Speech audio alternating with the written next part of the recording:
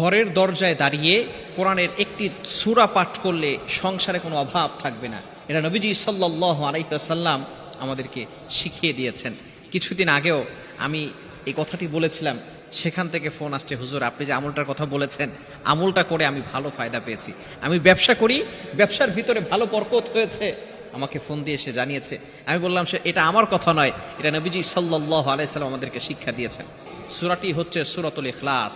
আপনি ঘরের সামনে দাঁড়িয়ে সূরা ইখলাস যদি 3 বার পাঠ করতে পারেন, কুল হুয়াল্লাহু আহাদ আল্লাহুস সামাদ লাম ইয়ালিদ ওয়া লাম ইউলাদ ওয়া লাম ইয়াকুল লাহু কুফুয়ান আহাদ, এটা যদি আপনি 3 বার করে ঘরে প্রবেশ করেন, সালাম দিয়ে প্রবেশ করেন, আল্লাহ পাক রব্বুল আলামিন এই ঘরের থেকে অভাব দূর করে দিবেন। ওই সংসারে কোনো অভাব থাকবে না, কোনো টেনশন থাকবে না, আপনাকে কোনো কিছু নিয়ে টেনশন করতে হবে না।